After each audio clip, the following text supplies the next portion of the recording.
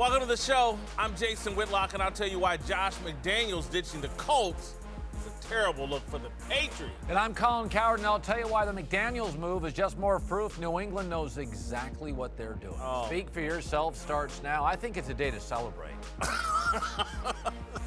Celebrate if you're, I guess, Josh McDaniels. All right, hello and welcome. We're joined now by former NFL head coach Eric Mangini and Colin's co-host on The Herd, Christine Leahy. Let's start in Foxborough, where Josh McDaniels stunned the Indianapolis Colts, withdrawing from their head coaching job to remain as the Patriots offensive coordinator. The Colts felt secure enough to announce that they had agreed to terms with McDaniels and even went so far as to hire assistant coaches McDaniels wanted. Colts General Manager Chris Ballard explained the situation today. He said he had bad news for me.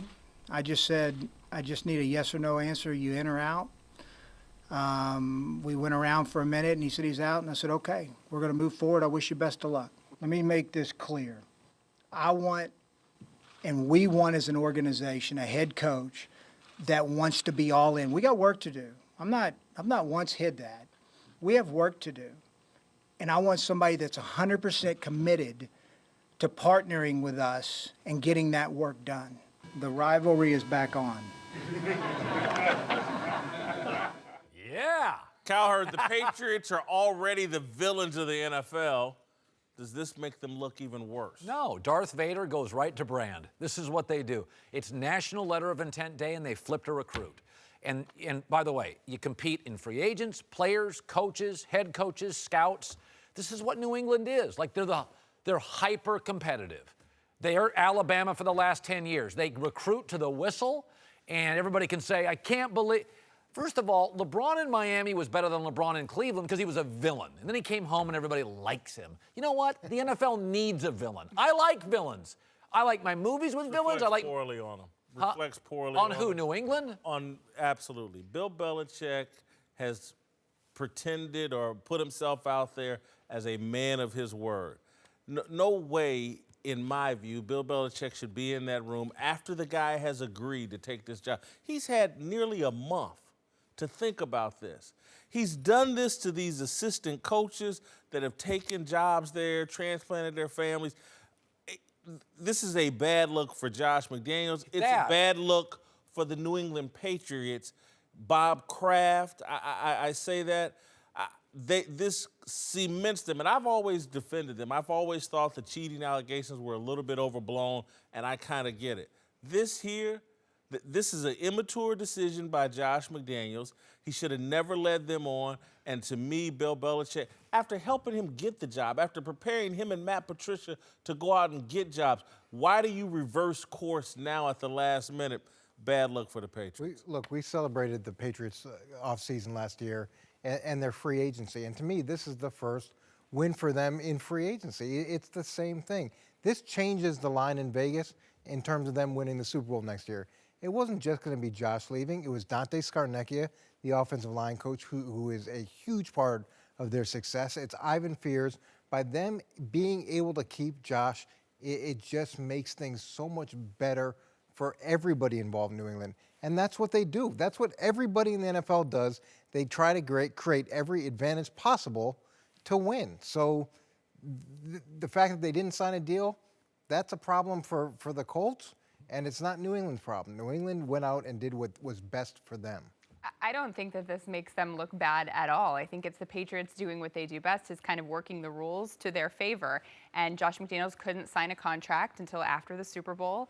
And Schefter reported this, and I kind of believe it. You probably know better than all of us, but he said that there was part of it that the Patriots were trying to get back at the Colts for Deflategate, and that maybe they had this all planned out for Josh McDaniels to go in, act like he was taking this job, hire some of his own staff, because now they're in a bad position. If you hire a new head coach, they have to agree to the 2 linemen they've already hired and the defensive coordinator. And Josh McDaniels pulls out, goes back to the Patriots, and the Colts are in a bad place. No, this wasn't a conspiracy theory at all. And when Matt Eberflus was hired on, I think it was January 17th, to me that was a very firm indication that the contract was essentially signed. Now, Josh, maybe it was the emotion of losing the Super Bowl, maybe it was the relationship potential relationship with him and Chris Ballard. Maybe it's a lack of character. Whatever it was, he changed his mind. And in the NFL, people change minds. In football in general, people change their minds all the time. There are coaches that are hired consistently and fired in the first year with a 4-year contract. You have done this? I'm not going to be. I'm not going to be Josh's voice or conscience. I feel badly for the coaches that are there. I feel badly That I agree with. for the coaches that were expecting to have jobs and the effect that it has on their family. But for the Patriots organization, it makes sense. How about this? Sales pitches work. Like in recruiting today in college football. You know why Georgia now out-recruits Alabama? Because they have 3 of the top 5 recruiters in the country. 18-year-old kids. This is a 41-year-old grown man that should know what he's doing. With 4 should kids. never have said yes But- if he wasn't all in. Well, But if you're the Colts, wouldn't you rather he tell you now before he just feels like, okay, I told them I wanted to go there, so I'm going to do it to keep good to my word, even though he doesn't feel like he's all in? I'd rather him say that now than have an uncommitted There's coach. definite truth to that, yes. And I said before this that his hesitation, if I were the coach, I would have backed out because the guy was hesitating. That was an indication. But again, I'm going to go to Tony Dungy, who I think is somewhat the moral conscience of football. And this is what he tweeted out. Haven't read the article, but I can tell you there is no excuse big enough to justify this. It's one thing to go back on your word to an organization, but having assistant coaches leave jobs to go with you can leave them out to dry is indefensible for comfort. okay, that's a shot at Josh McDaniel. But the question is, does it reflect poorly on the Patriots? And you know who helped Josh McDaniels reach this decision to leave these people out to dry?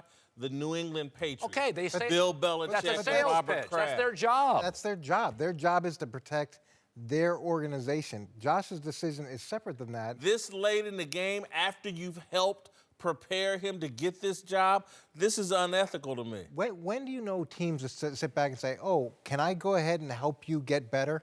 Let me make sure I can help you get better. Their responsibility is to help themselves be as Exactly. good as they possibly can. And Jason, have you never gone back on your word or maybe gotten some new information that makes you change your mind? Absolutely. But again, trust me, this would never happen to me. You've never At gone back on your word At 18, on something that affects other people? Hell no. Then hell, particularly that aspect. I've taken many bullets for a lot of other people. I'll do something to harm myself before I'll do anything to harm anybody else. Hello, everybody. Jason McIntyre here. Thank you for listening to the Speak for Yourself podcast. But I wanted to tell you about another podcast at Fox Sports that we are really excited about, and that's Alexi Lalas's State of the Union podcast. That's right, U.S. soccer legend Alexi Lalas will be partnering up with Fox soccer guru and researcher extraordinaire David Mossy to review the top storylines in soccer across the globe. Each week, Alexi will give his State of the Union on American soccer as it rebuilds for the future. So subscribe right now and listen to the first episode for free on Apple Podcasts or wherever you get your podcasts. Now back to the show. All right, well, there's been speculation that McDaniels is staying so he can take over head coaching duties when Bill Belichick decides to retire. Peter King, though, threw cold water on that idea yesterday, writing, quote, as part of his agreement to stay in New England, McDaniels got no written assurance that he'll succeed the 65-year-old Belichick when Bill walks away from the gig. No one knows when that will be. Whitlock, you buying that? No, it's coming out of the Patriots organization, and they're not honest. And there's no reason to be honest in this situation. Again, Bill Belichick, they certainly have assured him he's going to succeed Bill Belichick. But if I'm Bill Belichick, I don't want a coach-in-waiting situation. Bill Belichick has been the only voice in that organization and the final voice in that organization pretty much unless Bob Kraft steps in, and he wants to keep it that way. If you have a coach-in-waiting, you basically have a second in command. And Bill Belichick doesn't want a second in command, and so they're going to put out this fluff story that he hadn't been promised anything. I don't buy it. Yeah. To me, I absolutely believe there's no other deal in place. And if I were Josh, and that was the reason that I stayed, is because I got a promise that would happen, I would think that this whole experience would tell you, get it in writing. This is all about something being in writing versus not being in writing. And promises in the NFL or promises anywhere that aren't contractually based, that's all they are. They can change very quickly. I mean, listen, you don't need, some things are understood. They're understood. It's understood he's going to get the first crack when Belichick retires. You don't need it written down. Everybody kind of knows it.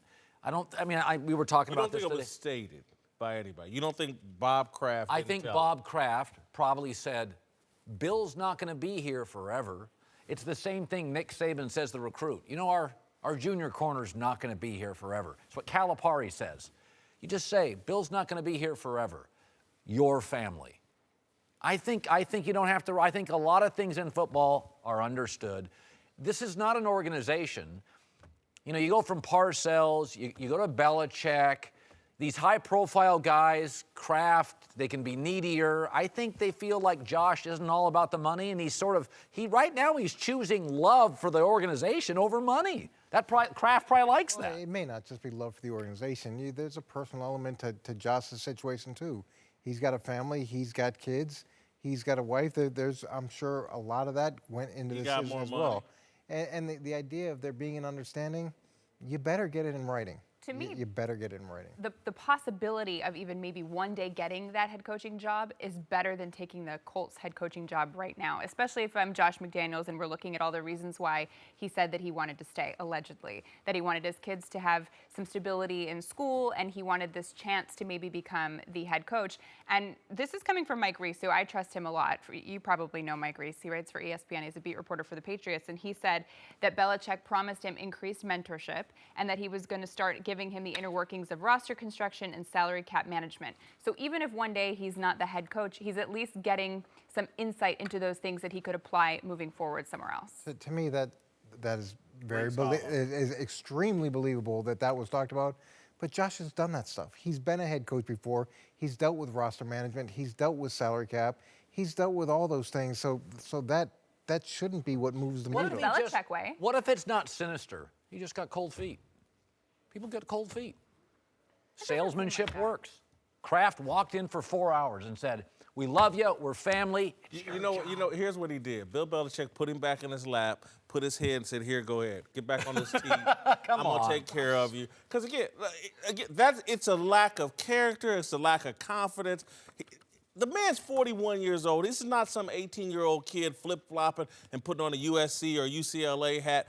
41-year-old misled an organization. And it coming from this organization, it doesn't surprise me. And I've never been someone super critical of the New England Patriots. I for the most part, enjoyed their dominance and respected it.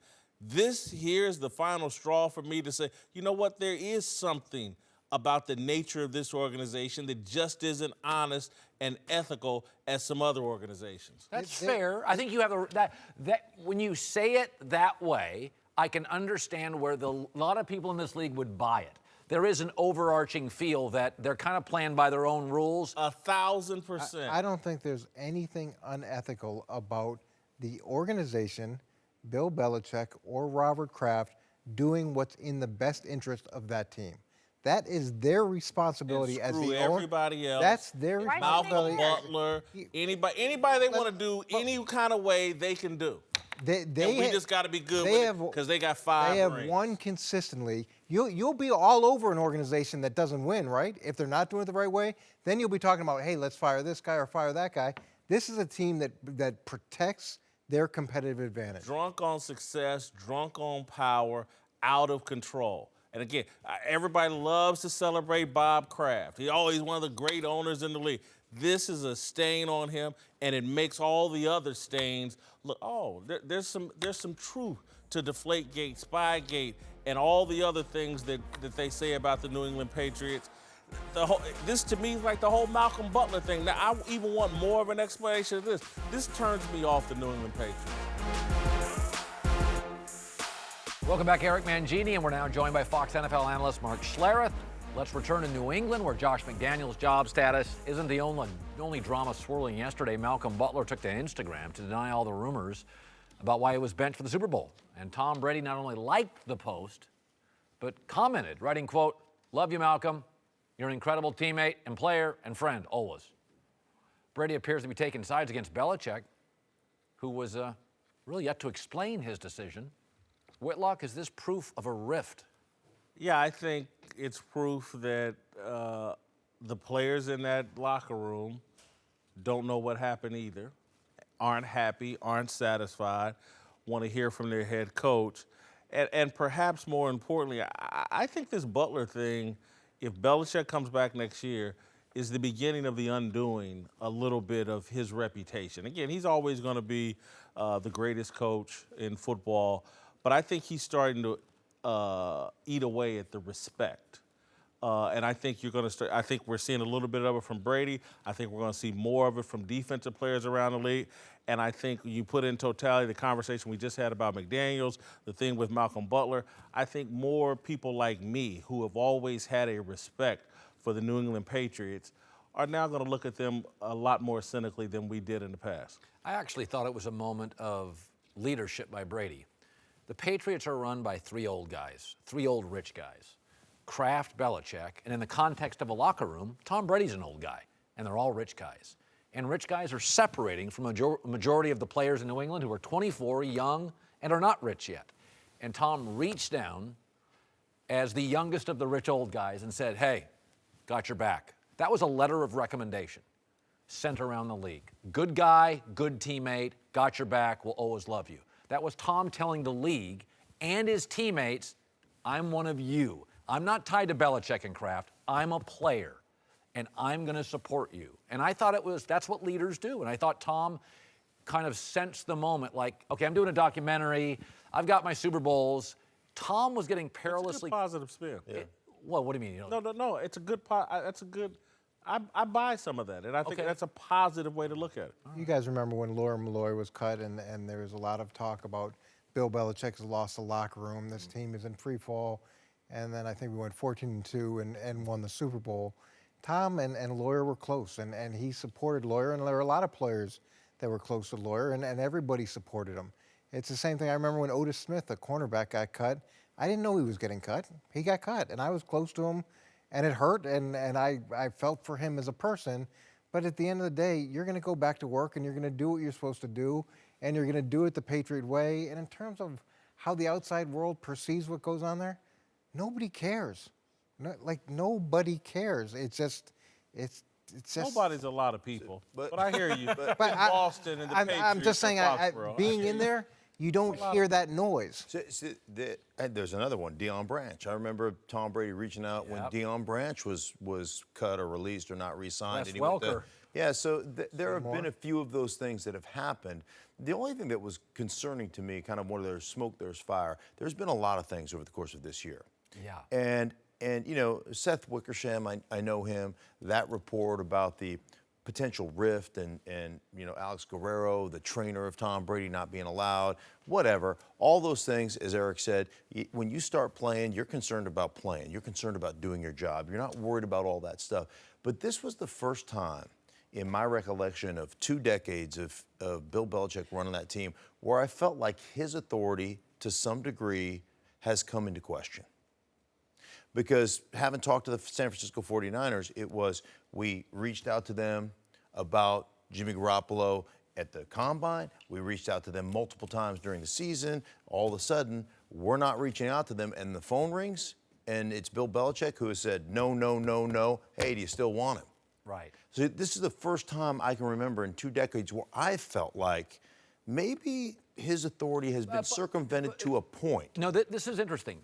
Listen, players, they always say about kids and players, give them an inch, they take a mile.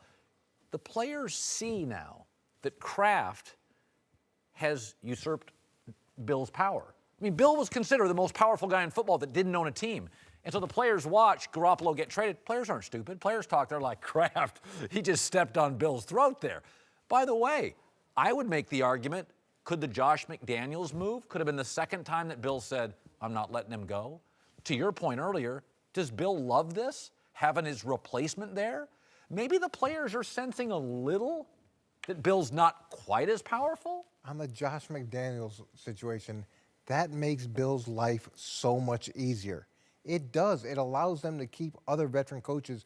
He's already got to deal with replacing the defensive coordinator. That is a huge, huge win for Bill.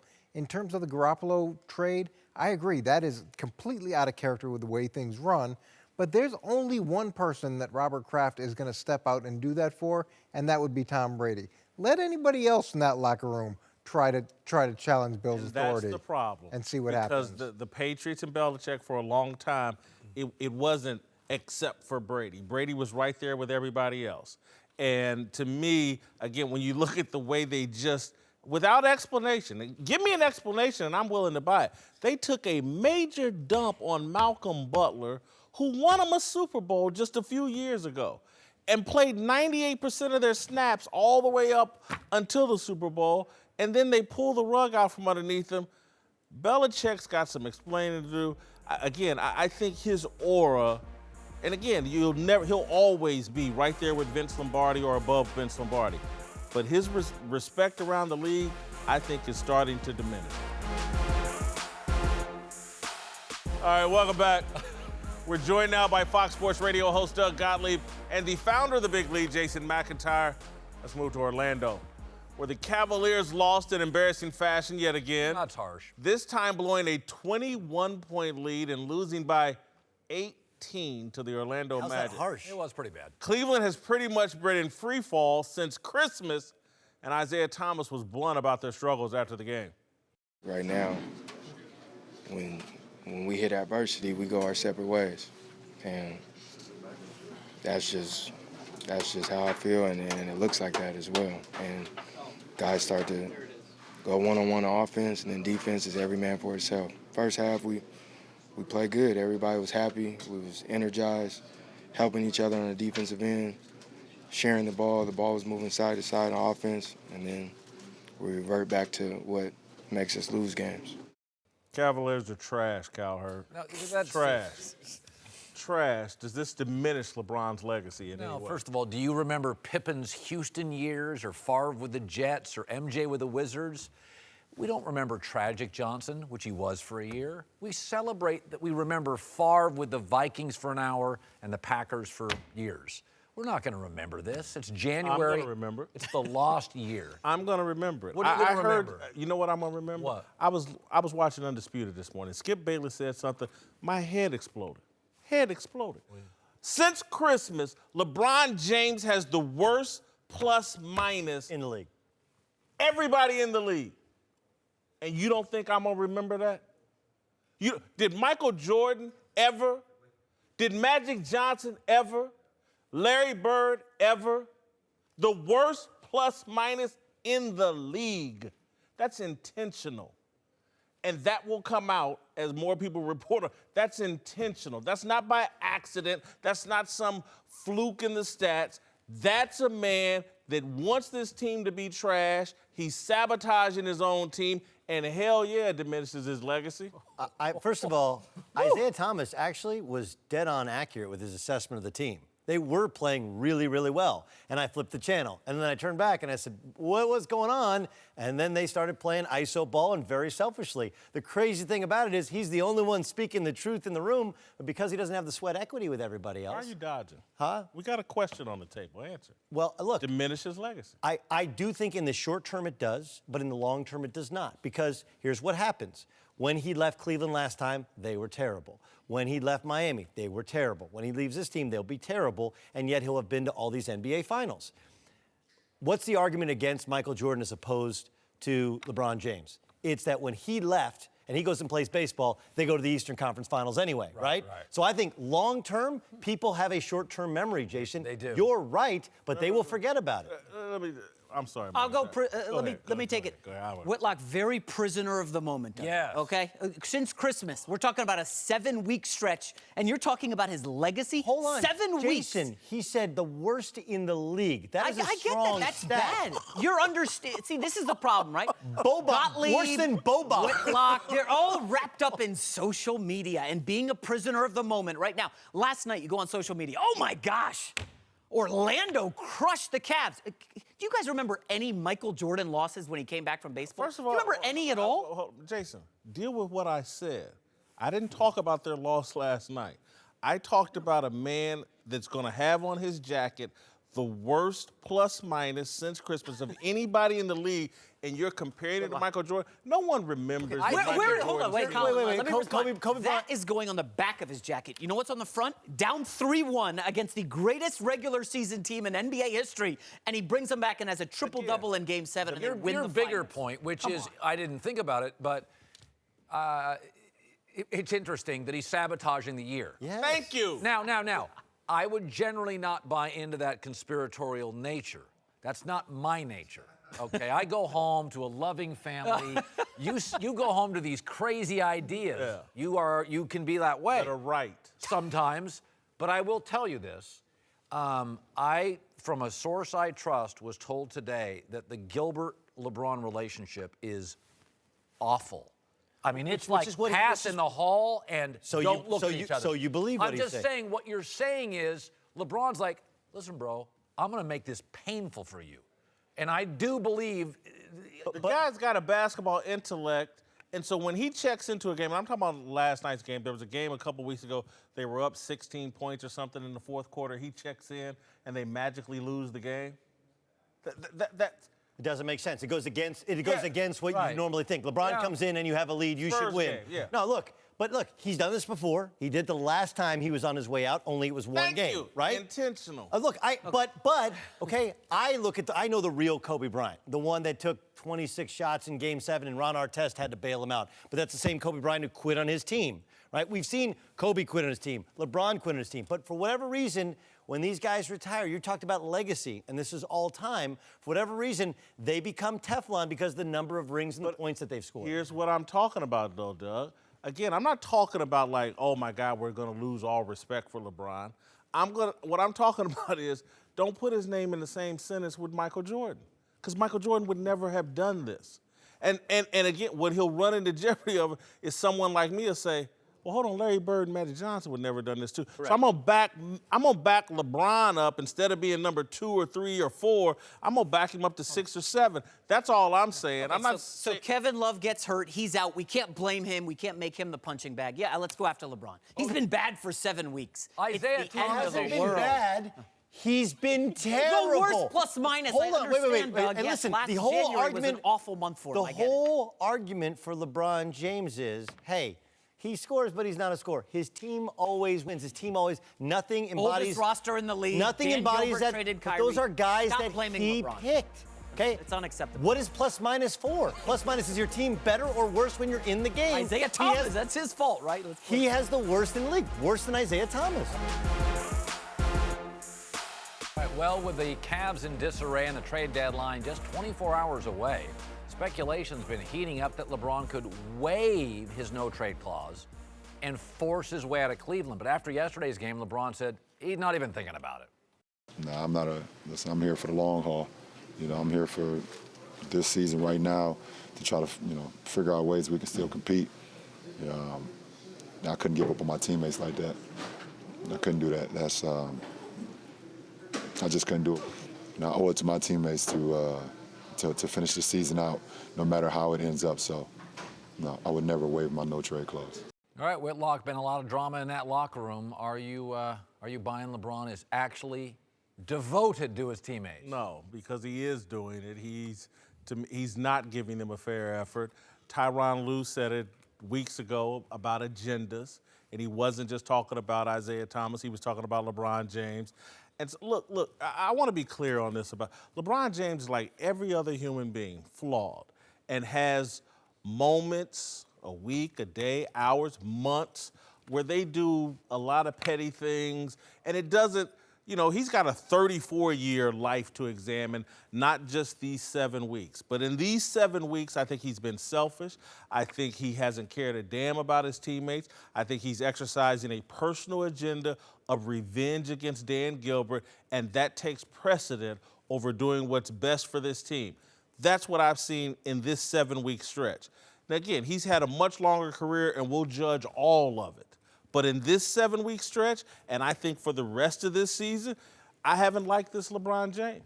Well, I would say this, is that someday we're going to look at this whole thing, and the big mistake's going to be he went home again. and it made no sense. He left Pat Riley, Aqua Water. He left couldn't get Mickey along with Harrison, and he couldn't get along with. Yeah, Pat Riley wasn't going to let him have all his guys. Well- That's kind of what the Phil Jackson kind of outed him as he has to have it his way, and he couldn't have it his way, and so he went to somewhere where he could. Listen, all superstars put themselves number one. They all do. Yeah, but they don't put their friends ahead of everybody I don't else as think well. Tom Brady has. I don't think that's his record. I don't think that's. Well, but the NFL tends to be more coach shield. The NBA's about. I mean, I don't Golden think State. Isaiah How about Thomas this? did that. How about this? Steve Kerr comes out Saturday. He says, my team is fried. Oh, 19 months together, best record in the league, they're fried. Is it possible 14 years of being the spotlight of the league? LeBron's fried. He is done emotionally. Steve Kerr says, my guys are, they've been together an hour and a half. It's the best team in the league, and they're fried? What if LeBron's fried? He's fried emotionally. He's angry. He's burnt out. He's tired. He's bored. Isn't that reasonable? It's a possibility. 14 years. You're getting humiliated by a team like the Orlando Magic, okay? This is not just the Houston Rockets coming in and beating you. You're getting humiliated. Like, the only thing worse than the land, right? The land uniforms, those uniforms are awful. No, they're not gray. That's not their colors, and it's not the land. You're off on a tangent. Okay. That's a fair point. Is the fact that they're getting embarrassed by bad teams, and no one wants to get embarrassed. I agree with Jason that there is some sort of personal agenda. He's trying to make a point here, and it's hurting his team. And look, LeBron's one of those guys that is selfish in an unselfish manner. He wants you to succeed, but he wants to help you succeed. He wants you to make the game-winning shot, but he wants to make the pass to the game-winning shot. He's one of the most unselfish, selfish players, maybe the most unselfish, selfish player we've ever seen, and he wants to be the guy who fixes this thing as well. He will crank it up. They will start playing better. I don't think they'll ever get to the level that LeBron's teams have in the past, but I look at this thing, and I do think LeBron is a bad teammate because he's trying to control and manipulate the situation, and it's working. Oh, my goodness. This is beat up on LeBron Day, isn't it? I mean, geez, let's kill LeBron James.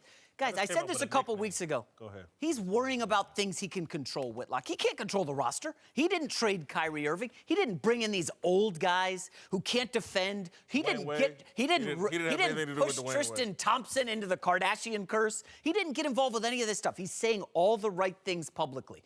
I'm not going to let my teammates down. I'm here for another 3 months. That's it. Wait, go back through the list of guys, okay? Kyrie Irving left because he'd had enough. No, Dan Gilbert traded him. No, because he'd had enough. And LeBron was the one who wanted them to go out and get Chris Paul. Kyrie Irving got wind of it after they won a championship. I mean, he's like, I've had enough. You want to buy into those conspiracy theories? Dwayne Wade, right? Tristan Thompson, who's his rep?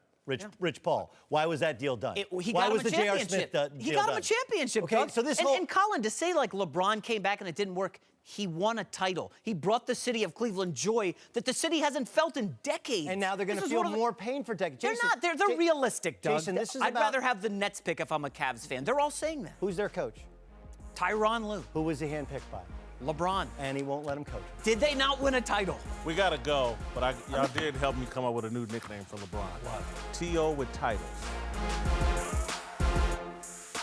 Hey guys, Jason McIntyre here. Before the show moves along, I wanted to tell you that support for the Speak for Yourself podcast comes from our friends at Rocket Mortgage by Quicken Loans. They understand that home plays a big role in your life and family. That's why they created Rocket Mortgage. Rocket Mortgage gives you the confidence you need when it comes to buying a home or refinancing your existing home loan.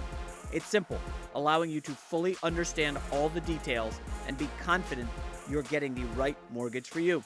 Whether you're looking to buy your first home or your 10th, with Rocket Mortgage you get a transparent online process that gives you the confidence to make an informed decision. It's convenient. Our trusted partners allow you to share your financial information with Rocket Mortgage at the touch of a button. And in addition to getting a real mortgage approval in minutes, you can even adjust the rate and length of your loan in real time to make sure you're getting the right solution for you. Rocket Mortgage by Quicken Loans. Apply simply. Understand fully. Mortgage confidently. To get started, go to rocketmortgage.com/speak. Equal housing lender. Licensed in all 50 states. NMLSconsumeraccess.org, number 3030. Welcome back, Eric Mangini, Mark Schlereth return. Let's move to T.O. who was elected to the Hall of Fame on Saturday, then started acting up immediately, skipping all the Hall of Fame activities over Super Bowl weekend and on Monday. And now our intrepid reporter, Jason Whitlock, actually tracked down one member of the Hall who says he wouldn't be surprised if T.O. didn't even show up to the ceremony.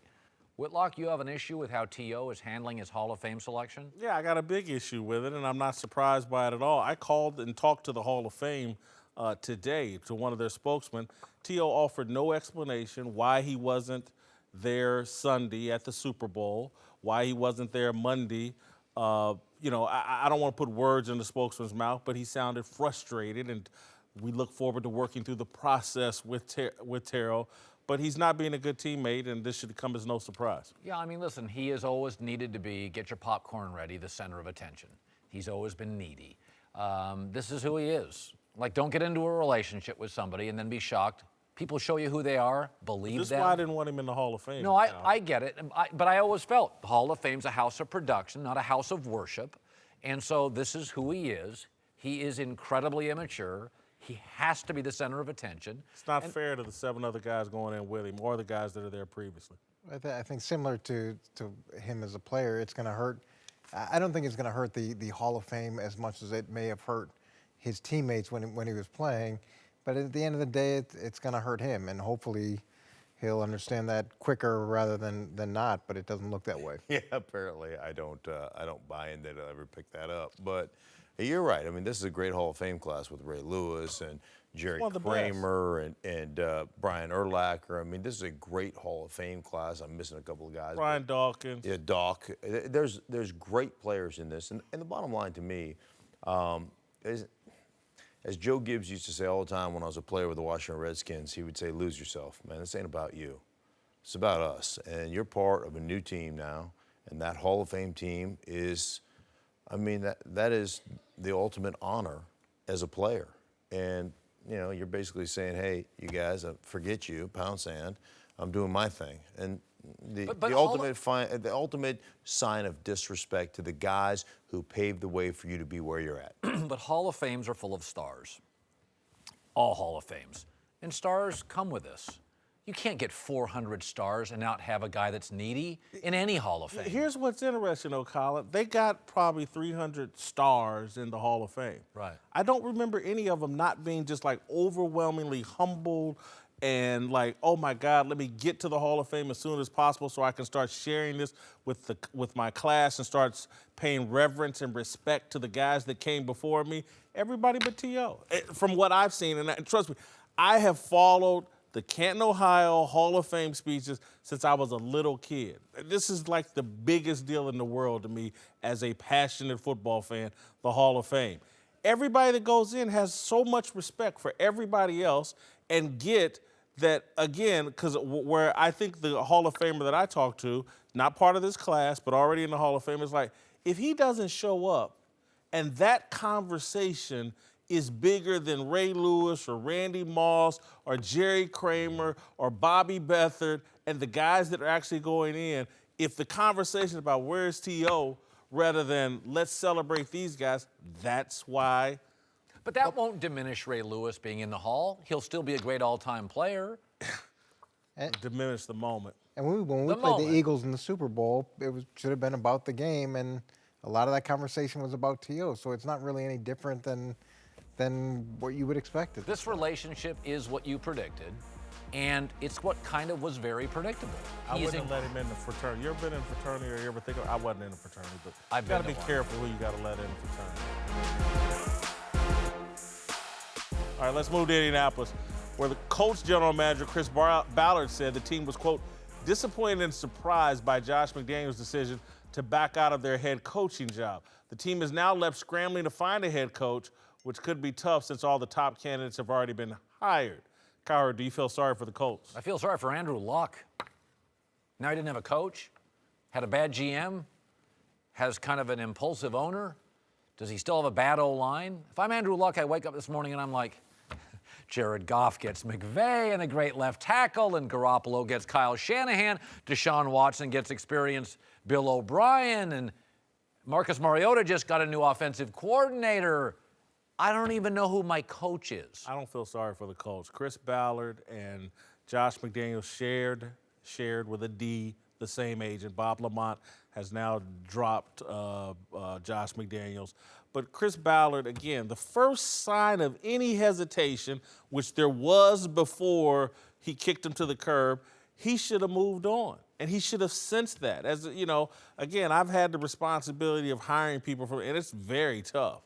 But if somebody doesn't want the job and they give you sign, you got one of the most rare jobs in all of sports, and the guy doesn't want, he's showing you hesitation, they should have walked away then. So I don't feel sorry for the Colts. Chris Ballard got made a fool of, and that's on him. I feel sorry for the Colts, and I think Chris Ballard handled the interview process the way it should go, and he abided by all the rules, and there was every expectation that it would be met. I talked to you about Eberflus signing in January.